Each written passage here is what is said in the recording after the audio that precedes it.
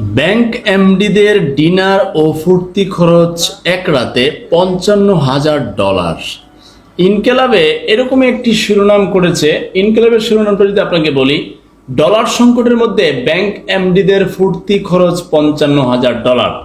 Dollar প্রবাহ বাড়াতে বিশেষ প্রচারের জন্য আমেরিকা গেছেন ৩০ ব্যাংকের এমডি সহ মোট ৪৫ জন, যেখানে বাংলাদেশি মুদ্রায় প্রত্যেক এমডিকে খরচ করার অনুমোদন দেওয়া হয়েছে ১৬ লাখ টাকা।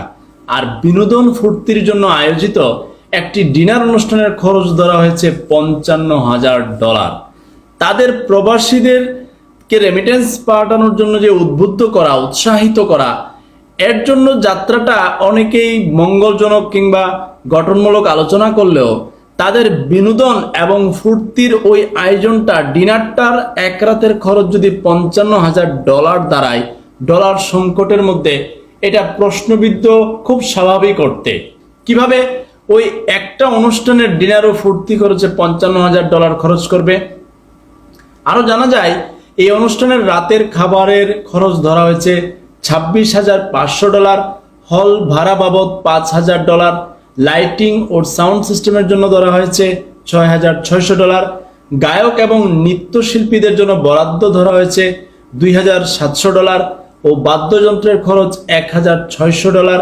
এছাড়া এজেন্সি সার্ভিস ফি $৬,০০০, পার্কিং $৩,০০০, পোস্টার ব্যানার খরচ $১,৫০০, নিরাপত্তায় $৫০০ ও অন্যান্য খরচ ধরা হয়েছে $১,০০০। সব মিলিয়ে এক ডিনার ও বিনোদনেই 4টি ব্যাংক খরচ করবে $৫৫,০০০। এটা খুবই একটা অন্যরকম ব্যাপার হয়ে দাঁড়িয়েছে।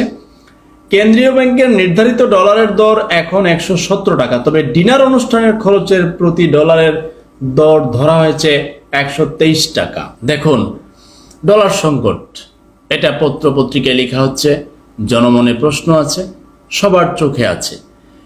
এর মধ্যে ওই যে প্রবাসীদেরকে উদ্বুদ্ধ করতে এই যে এত বড় সফর এমডিদের, আর প্রবাসীদের বক্তব্য যদি আপনি জানতে চান, এখানেও প্রবাসী ভাইদের অনুরোধ রাখবো কমেন্ট করানোর জন্য। আমি অনেক অতীতে কমেন্ট পড়েছি, তারা বলছে কোনো ধরনের উৎসাহিত করার কোনো প্রয়োজন নাই। তো আপনারা শুধু আমাদেরকে আসার সময়, এই যে মালয়েশিয়া যখন আমরা আসি বাংলাদেশ থেকে, আমার কাছ থেকে 5 লাখ টাকা বেশি নেন আপনি, এই দুর্নীতিটা বন্ধ করেন।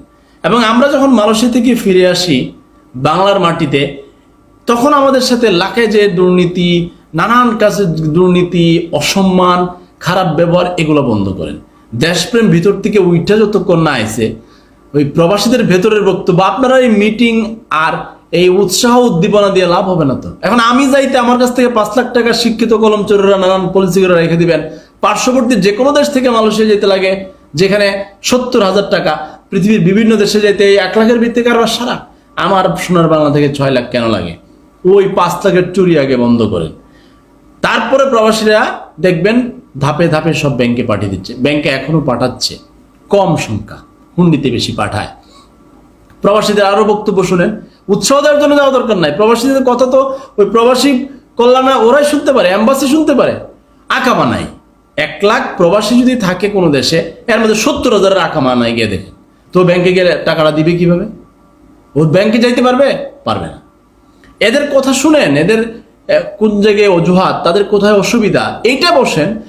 নাইচা গায়া ফুর্তি করে তাদেরকে উৎসাহ উদ্দীপনা দিলে আপনার ব্যাংকে রেমিটেন্স পাঠাবে, এই চিন্তা ভাবনা কে ঢুকাইলো মাথায় আমি জানি না। খুব সহজে প্রবাসীদের সাথে এম্বাসি বসতে পারে যে আপনারা কেন রেমিটেন্স পাঠান না ব্যাংকে। তখন প্রবাসীদের মনের কষ্ট তারা বলবে, তাদের অসুবিধাগুলো শুনবেন, শুনে তাদেরকে সুবিধা করে দেবেন। এরপরে দেখবেন ওরা কেমনে পাঠায় না। ও এই খবর না করিয়া এখন এই নাচা গানা করে, খাবার দাবার করে, অনুষ্ঠান করিয়া প্রত্যেক ব্যাংকের এমডি প্রায় 16 লাখ টাকা করে খরচ করবে।